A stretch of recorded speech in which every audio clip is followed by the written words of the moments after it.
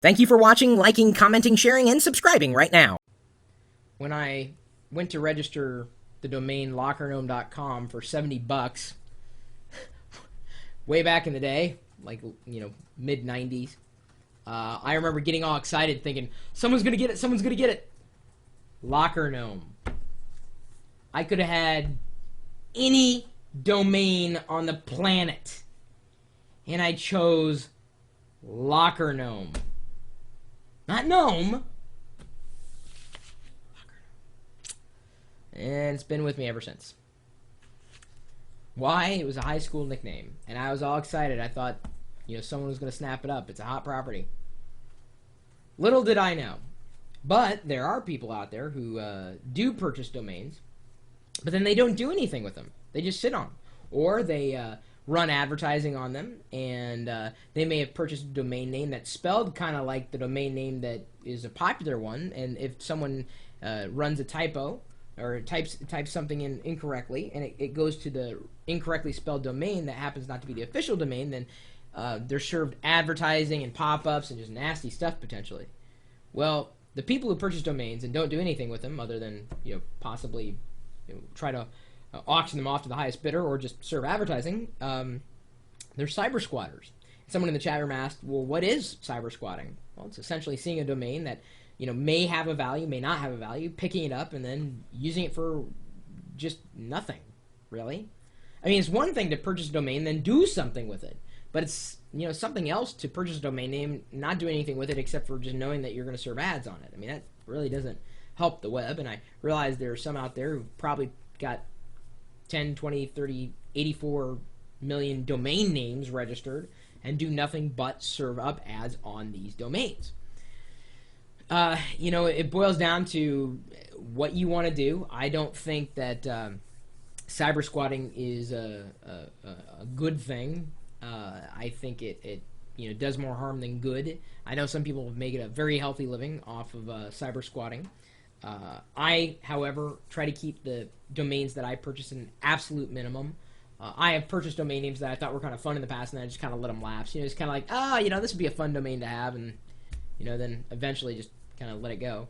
At one point I registered gloat, GLO.AT for a while I had, and I was like, I could probably do something with it, and I'm like, you know what, I don't need it.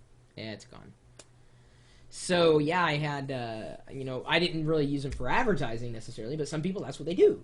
They buy domains that are high value, that have high value keywords, and they just sit on them like squatters. They occupy a space that, is either not theirs, because they may actually take a name that's, got a copyright or a trademark on it, and there's been cases where, I guess now if you use like a celebrity name, you have to pretty much relinquish it. You don't own it, and that's kind of gone to court. And I know someone who's experienced that, and the turnout, of course, was pretty good. At the end, it worked out for him as someone who was a celebrity. Not me, or anybody you'd likely know. The idea, though, I think is kind of evolving. You no longer. When was the last time you typed in a domain just to see what was there? I mean, have you gone to your address bar in your browser and typed in somethingrather.com when you're looking for those keywords? Some people might. But I'd argue that more people go to Google to find things. Or if they, launch their web browser and it happens to be an MSN start page or a Yahoo start page, the first thing they do is search for Google. And then go to Google and then search the internet. It's kind of funny. It was interesting. Just the other day, the same people who developed just wonderful software for the Mac, well, at least, the guy, and Cable, I never hear these names aloud, and for some reason I can't, make the point, was mentioning that in Japan they are not really promoting you spell it, by the way, CABEL.NAME, no .com. .NAME, because the .com was likely taken by cyber squatters, I'm guessing. But in Japan, they don't have URLs like .com, .name, .biz, .whatever. They have the keywords pre-populated in a search box in an advertisement. So if I'm looking at a billboard, instead of saying the domain, it's got a search box with the keywords. So you look, oh, I just search for that and I'll find it. That's how I tell people to find me sometimes. If I'm out and about and they say, well, you know, where do you have a blog? What do you do? I say, just go to Google and search for Chris. You'll find me. Because they understand Google. They're going to remember Google. That's how they remember.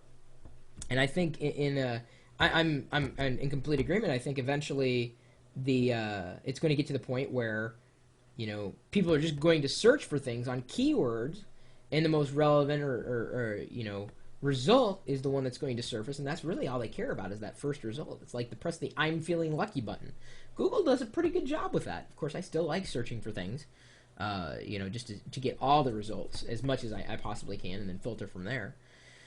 But you know, it gets around the pain of cyber squatters who you know, basically buy these, you know, keyword-rich domain names and then just sit on them and serve up advertising. And it's lucrative, otherwise they wouldn't do it. Especially if they buy a domain that has a certain value to it because of its, you know, rank, or it's a fantastic, you know, key word that is a common word that people use, because you never know if they're going to type it into their browser and think that that is it. And then when the advertising, let's say they buy a site called Mortgage Happy Fun Colorado. You know, I'm guessing that's not taken. But if someone went to that domain, the ads on that domain would likely be targeted to mortgage lending brokerages in Colorado. So that domain is matched with advertising, and so you know, they could buy the domain if it's available. I don't know who would go to Mortgage Happy Fun Colorado. I mean, I didn't think mortgages were that happy fun, but apparently it may be in Colorado. I don't know. I've only visited, and it was really dry, like nosebleeds all the time. And a very high altitude too, so I tended to, you know, I fainted a lot in Colorado. Dry, thunderstormy. More power to you, Coloradans. Coloradians? I don't know what you call yourselves. But if there are any cyber squatters in Colorado, knock it off! Anybody buying up domains that they just are sitting on, you're not doing the internet a favor. Sure, you're doing yourself a favor, so you're not going to stop, but you're just not helping either. And if you're not helping, you're not doing anything. You're just wasting space. Coloradishes? That's a good one. My email address is chris@pirillo.com. Yes, I do happen to own Pirillo.com. Got lucky on that one. Got really lucky on that one. Picked it up again when I could have bought just about any domain name, and here I thought Pirillo was going to be oh so popular. My, how times change. You're also welcome to swing by our website, where we're typically talking tech, and, you know, sometimes about words that pop up, not necessarily in domains, but terms that you may have heard floating around. I'll do my best to define them for you, and if I can't help, people in the chat room certainly will do their best, so long as you know, don't pester us. As long as you're a friendly chap, or chapel, like a female chap, belle, or even if you're from Colorado, we'll take you too. Stop by anytime, day or night. We're live, streaming on the internet, thanks to Ustream.tv, at live.pirillo.com. We'll see you later.